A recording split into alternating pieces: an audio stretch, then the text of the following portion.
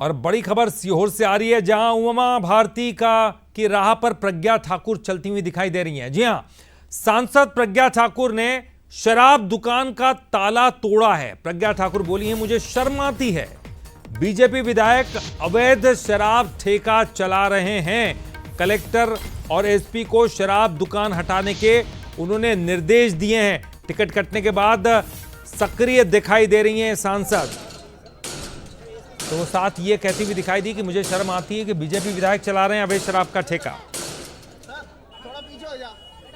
तो इस वक्त की बड़ी खबर आ रही है सीहोर से। तो तस्वीर आपको दिखा रहे हैं, देखिए प्रज्ञा ठाकुर, जिनको हाल ही में टिकट नहीं मिला, उनका टिकट कट गया है। और ठीक इसके सामने एक स्कूल है।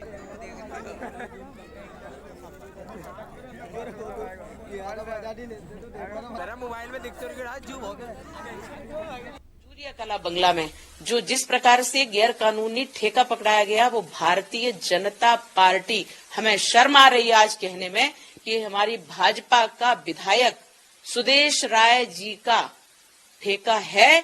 ये मुझे प्रशासन ने बताया और ये मुझे जनता ने बताया, ये मुझे नहीं, उसका वीडियो बनाया है। और ये लोगों से पूछा और लोगों ने बताया विधायक जी का है, ये सुदेश राय जी का ठेका है और गैर कानूनी चल रहा है। ये हमें बड़ी लज्जा आ रही है इस बात। आपको बता दें कि इसके पहले सांसद प्रज्ञा ठाकुर ने मीडिया पर भी आरोप लगाए थे कि बातों को ठीक से नहीं बताया जाता। हमारे प्रपंच से हमें बदनाम करके हमें बदनाम करके आप लोग कुछ नहीं कमा पाओगे। जितनी टीआरपी आपको बटोरनी थी, राजनीतिक हमारे 5 वर्षों में आपने कमा लिया। आज के बाद मैं बिल्कुल नहीं दूंगी मीडिया में। हमारा मीडिया खुद का रहेगा, हम उस पर करेंगे। फिर जिसको जो लेना है लो, नहीं लेना बिल्कुल। हम प्रचारित होने का शौक रखते ही नहीं है। और आप लोगों ने भरपूर किया अपना विवादित बयान कुछ नहीं है विवाद। कल भी मैंने दिया, कोई मैटर नहीं था, उसके बावजूद भी कह दिया भड़की प्रज्ञा।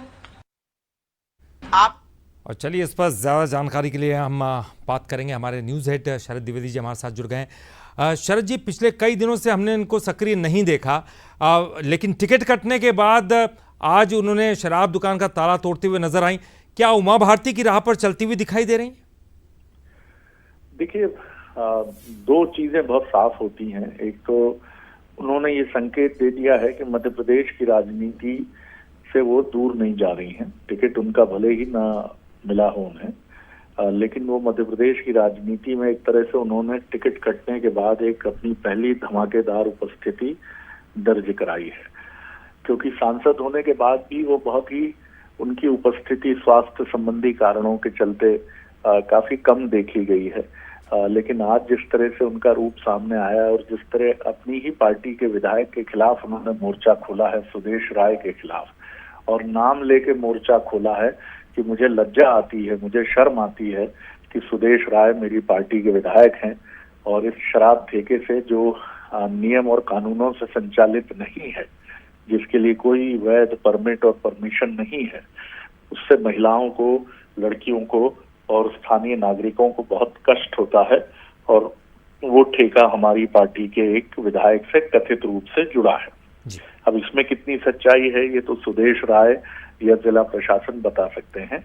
लेकिन उन्होंने जिस तरह मोर्चा खोला है तो उन्होंने ये संकेत साफ तौर पर दिए हैं कि मध्य प्रदेश की राजनीति में, स्पेशली भोपाल की राजनीति में वो बनी रहेंगी।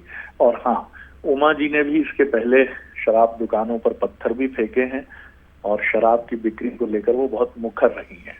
और उनके इंटरवेंशन के बाद मध्य प्रदेश में शराब की नीति भी परिवर्तित हुई है। तत्कालीन सरकार और उसके मुखिया शिवराज जी ने उस नीति में परिवर्तन किए थे। बल्कि उमा जी साफ तौर पर कह चुकी हैं कि शराब बंदी होनी चाहिए। अब लगता है कि उसी मुहिम को साध्वी आगे बढ़ाना चाहती हैं, लेकिन ये बड़ी खबर है। और जहां तक उनका कहना है कि उनकी बात को तोड़ मरोड़ के पेश किया गया, तो इसमें सच्चाई है कि उन्होंने कोई ऐसी बात नहीं कही थी और न ही वो भड़की थी कि जिससे ये बात साबित हो कि वो नाराज हैं या दुखी हैं। उन्होंने सिर्फ इतना कहा था कि मैं सत्य के साथ खड़ी रहती हूँ और जो मुझे उचित लगता है मैं उस बात को कहती हूँ। ये उनका वर्जन था। लेकिन मीडिया में ये कुछ अलग रूप में आया, ऐसा उनका दावा है। लेकिन साध्वी मध्य प्रदेश की राजनीति में एक अलग अंदाज में सामने आई है। इस पर निगाह निश्चित तौर पर होनी चाहिए। जी, बहुत बहुत शुक्रिया शरद जी इस पूरी जानकारी के लिए, बातचीत के लिए।